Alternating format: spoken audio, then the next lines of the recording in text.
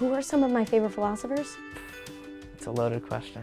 Oh, That's fun. that is such a hard question. Yeah, Socrates. Heidegger, I like Kant. Aristotle and Socrates and Plato.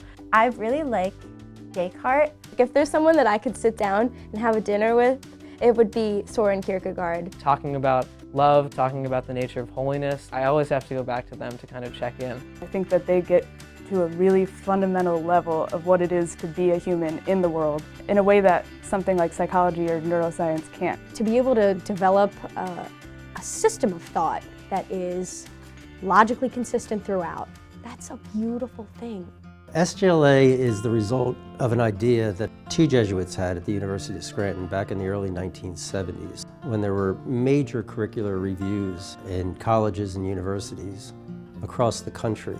With the development of majors, up until that time, every student who came to the university was required to take a total of 8 courses in philosophy. But in order to accommodate majors and those course requirements, the number of required philosophy courses, which had been a hallmark of Jesuit education for almost 500 years, simply had to be reduced. The idea for Sjla was to create a new program that would serve as a kind of remnant of the traditional Jesuit education with its emphasis on philosophy at the University of Scranton for those students who sort of had the wherewithal and the interest to complete this program. We have a very unique program, a 4-year learning community, and philosophy is at the heart of it. That's the old style Jesuit education that people got. And they get to know each other as friends as well. They come to me and say, "Are we your favorite class, Father?" And of course, I always say to them, "Of course you are." What's your name again? It keeps them humble. My job is, yes, to build them up, but at the same time, we want them humble. We want them eager to be involved in the school in all kinds of activities and programs, in sports, in student government, in the writing things, music, and so on. I have loved my experience in Sjla. When you're in the same room with the same group of people year in and year out, people are way more comfortable with each other to share different experiences. The people in the classes are some of the most fun and interesting people I've ever met in my entire life. So we all grew really close, and we were also talking about really interesting topics, figuring out, do I reside in my mind or in my body, or talking about the meaning of Jesuit spirituality. Whatever it was, the humanities in general can help us as future scientists, professors, doctors, to serve our communities and serve each other.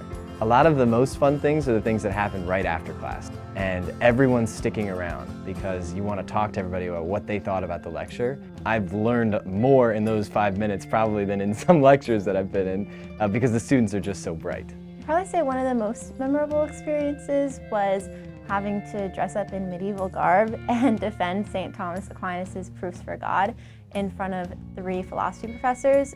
It's a terrifying experience to try and answer someone and then them scream back, "Dilly, dilly!"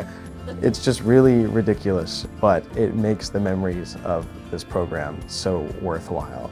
I like especially the senior affirmation session, where they will talk to each other about what they admire about each other. To me, that's the most moving thing for me because it says that they have really spent some time together and can say that to each other. This is how I value you. We don't do that enough. Having them express pride in each other, that's my best memory of Sjla. And then I see that. I see them at weddings and other places. And they come back and are really bonding with each other. And I'm very happy to see that. They're caring for each other even after they graduate.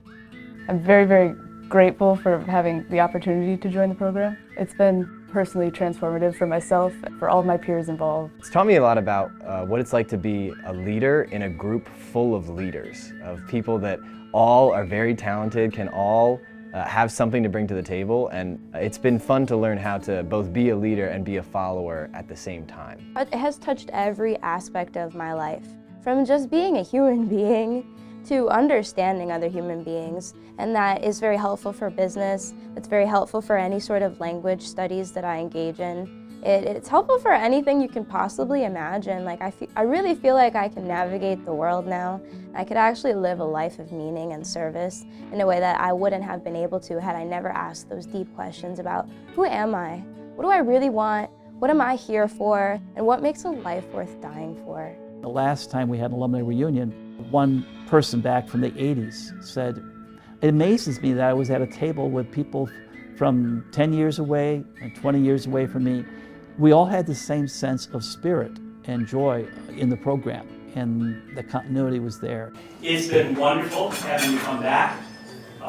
You guys are the thing I'm most proud of being associated with all these years. This is my 40th year. I'm not dead yet.